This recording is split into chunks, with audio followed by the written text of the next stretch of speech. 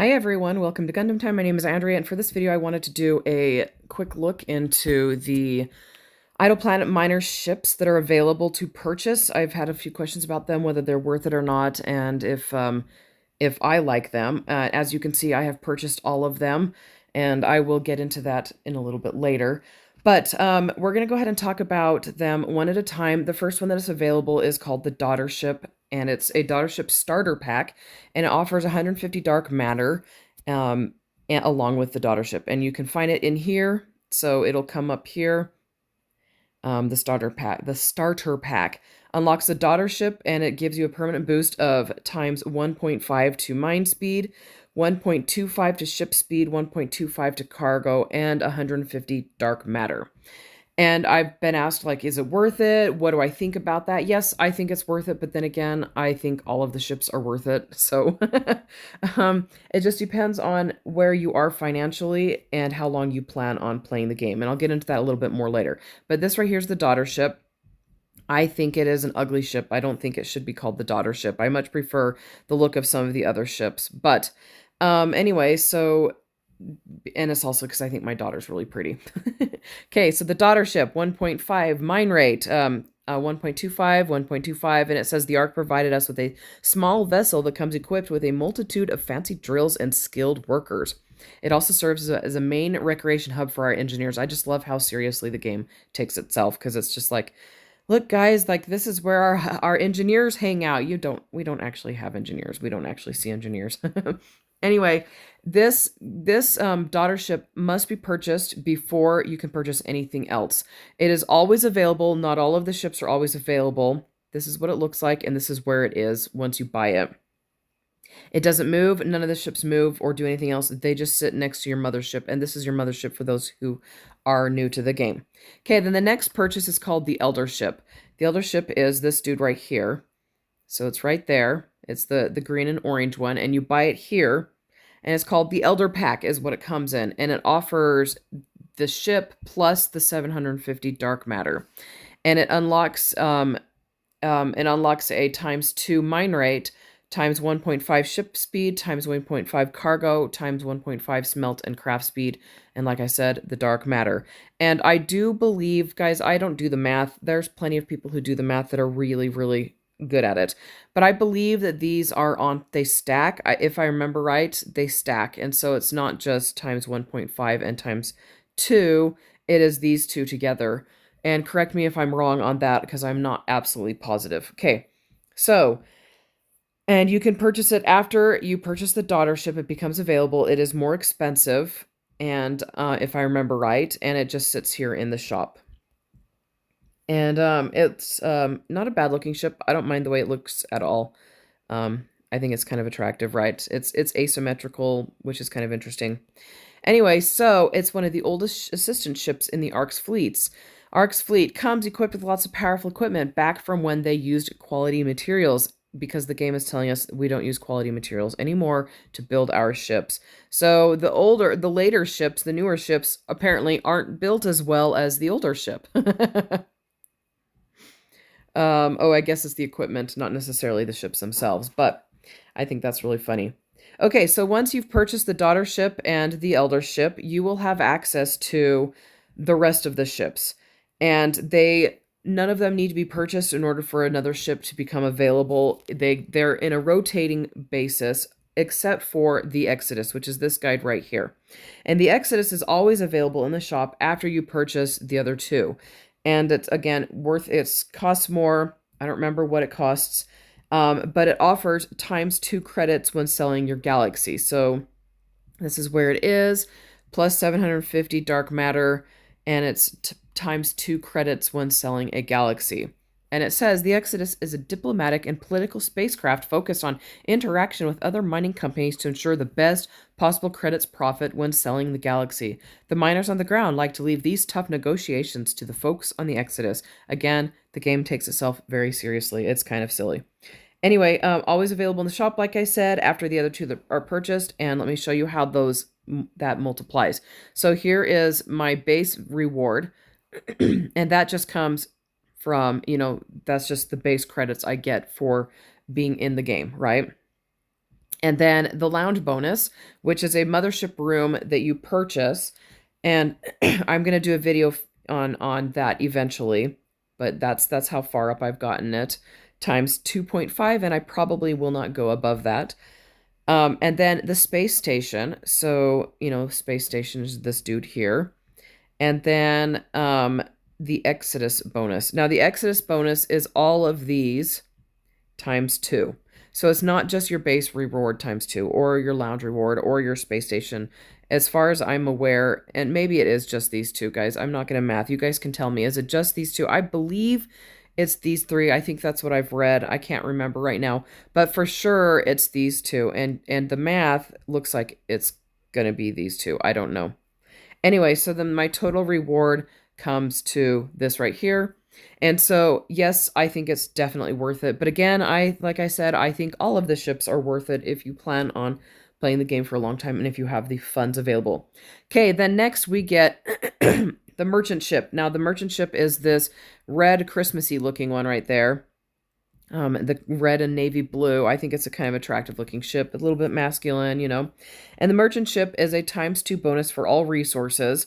So that's includes ores, alloys, and items. And it is a rotating ship that I believe, if I remember right, they all pop up over on the side here. And they are on a rotational basis. And I started playing this game in January, February of 2024, which is just this year. And if I remember right, within the first 2 to 4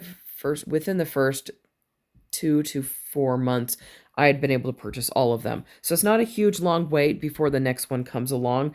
I have seen some people saying that they're buying them once a month. I think that's kind of fun, if you budget for it. And those of you who drink coffee or drink Red Bull, it's not that much more. Those kinds of things add up just as much as these ships do. And you might enjoy this a little bit longer than a cup of coffee. That's blasphemous to some of you. Why? Why are you saying that, Andrea? Anyway, so this is the merchant ship, and it offers a ×2 for all resource values, like I was saying, ores, alloys, and items. And the merchant ship is staffed with some hard bargaining sons of, and I don't like it when games swear. Guys, I don't. I'm not going to say the word because I have kids that play this game, and I don't think it's appropriate for games that kids plays to swear, but whatever. Call me a prude. They don't typically let us know the secrets of their trade, but they know how to wheel and deal to get us the best prices in the galaxy. Okay, so that's the merchant ship. Then the next one is a Thunder Horse. That's this guy right here. I do like the design of the Thunder Horse. I feel like it fits the name because it's such a chunky ship, right? Now, the Thunder Horse offers a ×2 crafting and smelting speed, which I think is phenomenal. And I'll say, while I was reading up on how people feel about these different ships, everybody praises all of the ships, and the Thunder Horse barely got any praise at all. And I was like, guys, that one was one of the biggest ones to me, the ×2 on smelting and crafting speed. They're all beneficial, but I was surprised that people were praising the other ships so much more than the Thunder Horse. Anyway, ×2 on all smelting and crafting speeds, a monumental accomplishment for engineering. Thunder Horse houses some of the most advanced smelting and crafting tools known to man. And it's like I said, it sits right there. It's it's a pretty decent looking ship, and I think it was worth it. But then again, I think all of them were worth it. Okay, then next we've got the Aurora. The Aurora is this nice, attractive, gold-looking ship here. Again, like I said, look at the daughter ship. The daughter ship is so boring in comparison. But the Aurora is a ×2 bonus for managers. I see people sing praises to this ship all over the place, and same with this one, and same with this one, and same with this, but not the Thunder Horse. Anyway, I'll move on. The Aurora is ×2 bonuses for all managers, which again is awesome, and that does stack on the bonuses that you have down here.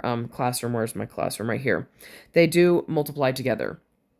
As far as I'm aware. Again, let me know if that's incorrect, but I think it's true. The Aurora ship houses some of the most brilliant leaders of the galaxy. Aboard the ship are the most prestigious facilities for teaching our managers and furthering their reach with outward colonies. So that's the Aurora ship, and then we've last got the Enigma. Now, the Enigma is, I think, one of the more expensive ones, if I remember. I think it was $50, very expensive. It unlocks a second rover permanently, and it gives a all rover scan scans have a chance of plus 10% of reaching their goals. We were already aware there were valuable ores to be mined on these planets. What we didn't expect is the wealth of dark matter and other resources waiting to be found. This ship was created to manage our rovers more efficiently. And this one, a lot of people say, that one's really, really awesome. I personally absolutely love it. I love having 2 rovers.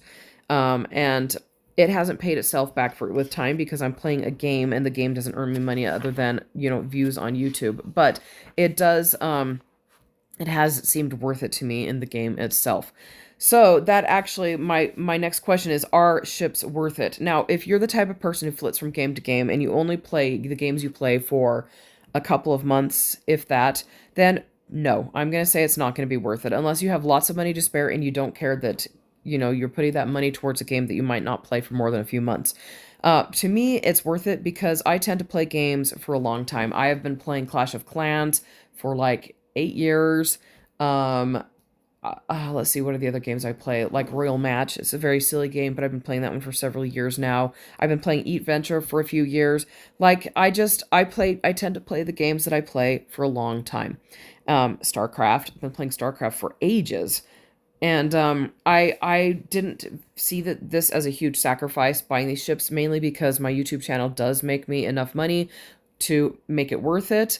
And any money I get off the YouTube channel, I feel okay to spend on games because first off, it is a business deduction, it's a business expense and it is tax deductible, but also because if I'm putting work into creating videos, then I'm going to enjoy the money that comes from those videos and put that money towards games. And so, yes, it's worth it to me. It's not worth it to everybody, but you have to decide whether it's going to be if it's going to be worth it to you, like if you have the money for it. I would suggest if you're going to spend money, then maybe the daughter ship and the elder ship, but also definitely do the ads-free thing. That's like, I swear, this game has the most valuable ads-free purchase anywhere out there, and it's like $9.99 or something like that, but you never have to watch ads again. Like, I've bought ads-free purchases on other games that made me watch ads still, and I'm like, are you serious? That was such a freaking waste of money.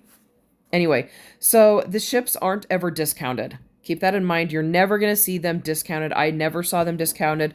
I have read nobody else has ever seen them discounted. They're always that same price. And again, like I said, they do rotate. I don't remember the order, but they rotate. Now, people accuse the ships of being overpriced, but the developer says they are not. The developer says that after A/B testing that they've performed, that the prices they're at are what brings them the most money. And I wanted to give a little bit of an anecdote. Well, it's not even an anecdote since I work with authors. I'm an author. I specialize in marketing. I consult people and business owners on marketing and stuff like that. And I'm good at marketing. I love it. It's one of my favorite things on the face of the planet. And as an author, I A/B test the prices on my books. And I am an indie author, which, means that I used to be with a publisher. I'm not with a publisher anymore, and it's the best decision I've ever made. I price my books between $3.99 and $4.99 for individual books and $9.99 for box sets. I have readers complain that I'm not pricing my books at $2.99 or $1.99 or 99 cents. They say that $3.99 and $4.99 is too much money. I'm like, guys, go look at like traditionally published books like the Jack Reacher books that are like way expensiver than my books. But I have found that my sweet spot, if I price my books at $5.99, I don't sell enough copies to make it worth it. And if I price my books at $1.99, I'm selling more copies, but I'm getting such a lower royalty rate that it's also not worth it. And same with $2.99, which is, you get a higher royalty rate at $2.99 than you do at $1.99. But I have found that $3.99 and sometimes $4.99 is where I get the right amount of downloads, and that gives me the maximum amount of profit. And I am running a business. I am not running a charity. The people who develop games are running businesses, not charities. And so they A/B test to see which price point is going to be the most valuable for them and bring them the most money. And there are whales who play this game. I guess you could consider me a whale in the game, even though I've never bought DM and I've still haven't done the manager pack, never done any of this stuff down here. And so, but you could consider me a whale as I have purchased every single ship in the game. I will tell you right now that when my books are priced $4.99, I have people complain that they're not priced $3.99, $2.99, $1.99.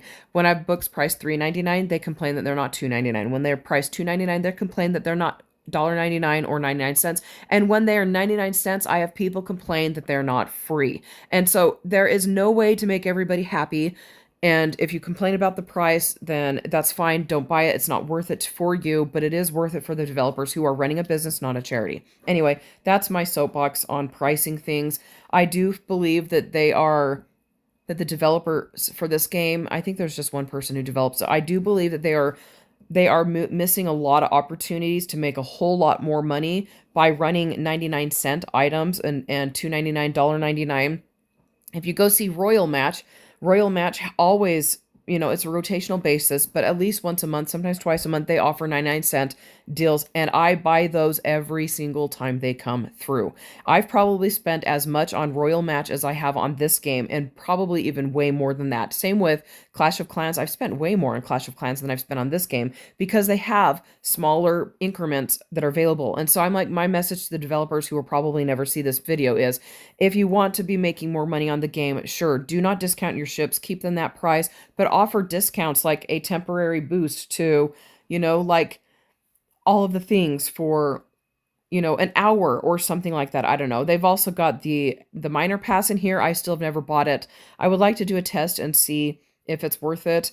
I don't know if it would be because, these boosts, like these perks, they come a little bit later. And so you'd only have them for, I don't know, a couple of, like maybe a week of the event. I don't know.